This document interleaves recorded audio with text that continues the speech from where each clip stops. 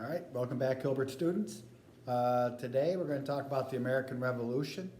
We're going to talk about the early parts of the war and strengths and weaknesses on both sides.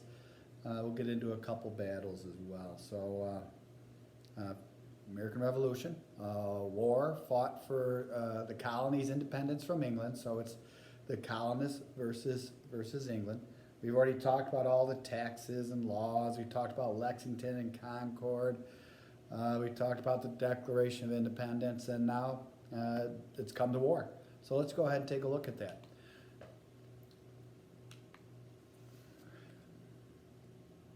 A little technical difficulty. I always find it's easier if you have the on button on. So learning targets today, we're going to discuss strengths and weaknesses of the Americans and the British at the beginning of the war. There was absolutely no way people thought that the colonists would defeat England, the most powerful country in the world, most powerful army, most powerful navy. But no one gave them a chance, but we'll see what happened. We're going to discuss early battles and the impact on Americans, all right? We're going to discuss how the British are going to revise their strategy as the war progresses. At the beginning, each side thought it'd be one big war, or one big battle, excuse me. Turned out not to be that way. We're going to describe conditions at Valley Forge. You'll find out about Valley Forge. It's located in Pennsylvania. It's where the Continental Army camped out, and we'll talk about that. And then finally, we'll explain why the war ends up moving down to the south. So at the beginning, strengths and weaknesses for the Americans. They had lots of weaknesses. They never had more than 20,000 soldiers at one time. When a soldier, when a citizen signed up to join the army, he did so with either a 6-month enlistment or a 1-year enlistment. And what that means is that at the end of that 6 months or 1 year, they didn't have to be a soldier anymore. They could go home. And it didn't matter how the war was going. If their enlistment was up, they could take off. Poor training. These are blacksmiths. These are farmers. These are tradesmen. These aren't trained soldiers. These are citizens who are forming an army to fight for their independence. All right? So a lot of training needed to be done. And they were low on supplies. Low on uniforms, low on food, low on weapons, low on ammunition. They were low on all of that stuff. Going to get some help from France and Spain? No, that's really going to help us out. Strengths. Were there any strengths that we had? We had George Washington.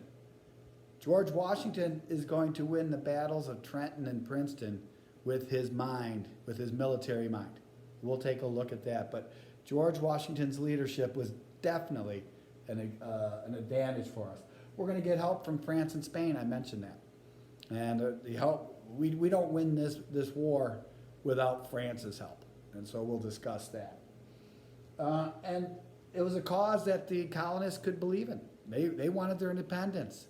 Britain had done them wrong. They're ready to fight for their independence. All right, so those are the American strengths and weaknesses, and then these are the British strengths and weaknesses. Their strengths. They got a lot of soldiers. They got the best navy in the world. But despite that fact, the king is also going to hire 30,000 German soldiers called Hessians. They are the best trained soldiers in the world. They're mercenaries. They will fight for whichever country pays them to fight. And King George purchases the services of 30,000 Hessian soldiers, and they're going to come over. So manpower, they got the advantage. Supplies, they got the advantage. They're never going to run out of anything. Ammunition, weapons, uniforms, food, not going to happen. Best trained military force in the world. So you got a bunch of farmers going up against the best trained soldiers in the world. And somehow the United States, or the colonists, we're not the United States yet, somehow the colonists are going to get it out there. So the early British strategy was to capture New York City. And the reason they did that is if you capture New York City, you can cut New England off from the rest of the colonies. Now, when I say New England, that is the 4 colonies of New Hampshire, Connecticut, Rhode Island, and Massachusetts. And Massachusetts is the big one. We've been talking so far in my previous videos about everything happening in Massachusetts. The Boston Tea Party, the Boston Massacre, the shots at Lexington and Concord, fired in Massachusetts. The Battle of Bunker Hill, the first major battle of the war, fought in Boston. So England wanted to control New York City and cut the New England colonies off from the rest, and then they could just go and take care of the problem in New England and end the war real quickly. But Washington needs to stop that. So what Washington does, he takes his army, goes to New York City. And for months, they are setting up defensive strategies. They're digging trenches. They're doing all that stuff. They're getting ready for the attack that they know is going to come in New York City from the British. While they're in New York City, news of the Declaration of Independence reaches Washington.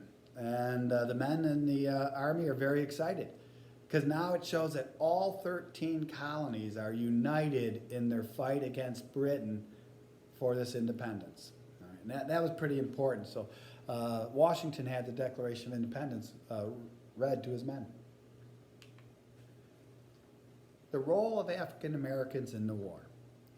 Now, African Americans had heard about the Declaration of Independence, and they had heard that one phrase, that all men are created equal.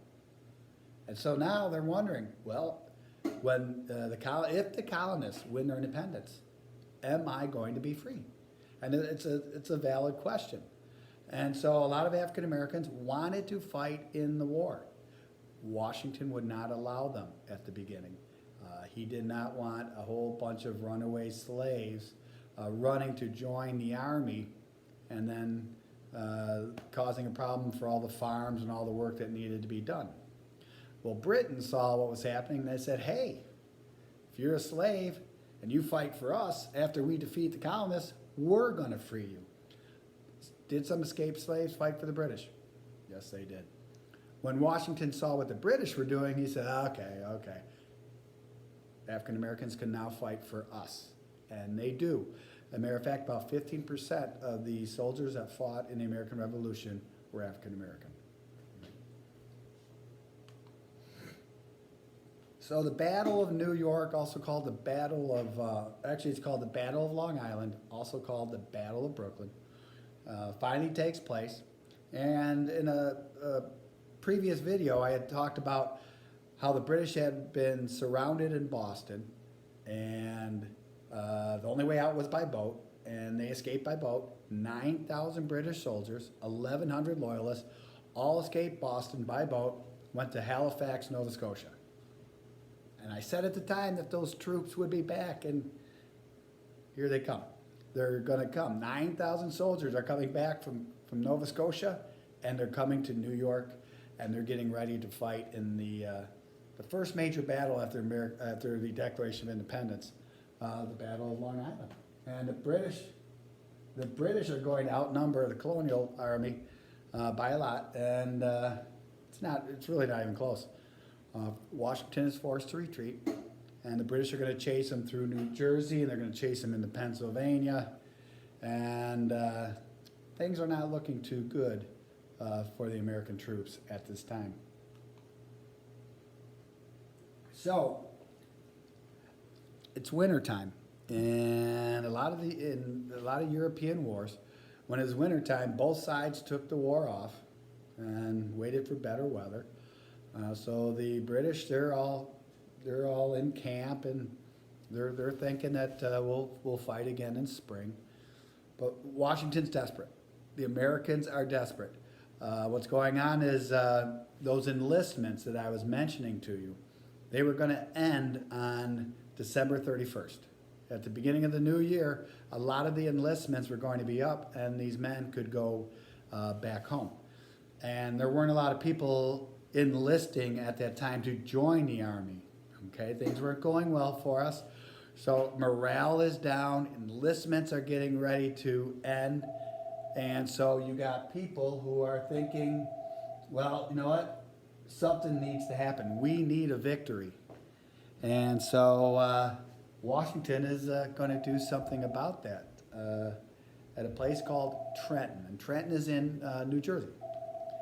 And it's going to happen on the night of December 25th, Christmas night. And what's going to happen is Washington is going to launch a surprise attack. The British do not know he's coming. And in Trenton are those Hessian soldiers that I told you about, the best trained soldiers in the world. And so Washington's going to lead this surprise attack. They're going to leave at nighttime. They're going to walk through the snow. Many of the soldiers not having full uniforms. But they get there and they catch the Hessians by surprise. Like I said, they did at Christmas night. Now, there are rumors that the Hessians had celebrated Christmas and really celebrated Christmas. Matter of fact, Christmas night. Messenger comes, and the commander of the Hessians, and he gives the commander of the Hessians a message. The commander takes the message, puts it in his pocket. He doesn't read it. Goes on celebrating Christmas. The note that he was given said that that Washington and the Army were on their way. He never read it. So when the Americans show up, the Hessians are sleeping. They're not prepared at all in a battle that lasts less than an hour.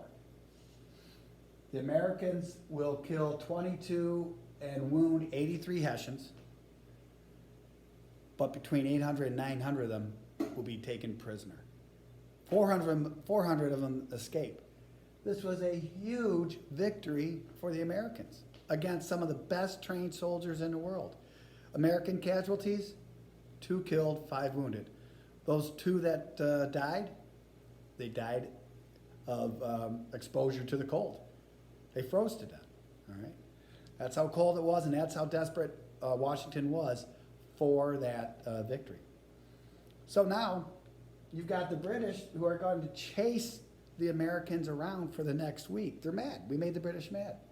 This is a famous picture, Washington crossing the Delaware. He had to cross the Delaware River from Pennsylvania into New Jersey at nighttime, secretly, and there he is with all the men. The Battle of Princeton's going to come next.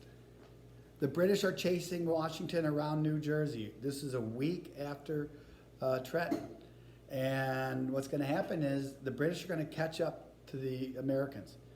And the British are on a hill, and they look down in the valley. The Americans are camped out. They got their tents up. They got the fires going.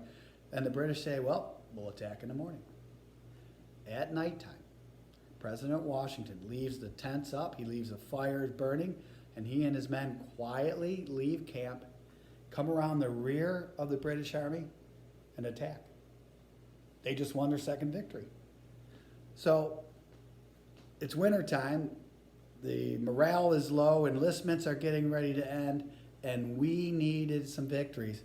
And George Washington and his leadership provide us with 2 of them against some of the best soldiers in the world. And this really, really helped out Americans. Morale is high. We won a couple victories, and we're going to start getting some more people signing up now because they see that we have a chance. Well, that's it for today's lesson. You can expect a quiz. The study guide is out there. And if you have any questions, let me know. Remember, go on my Google Classroom. This PowerPoint presentation is there. My video is there.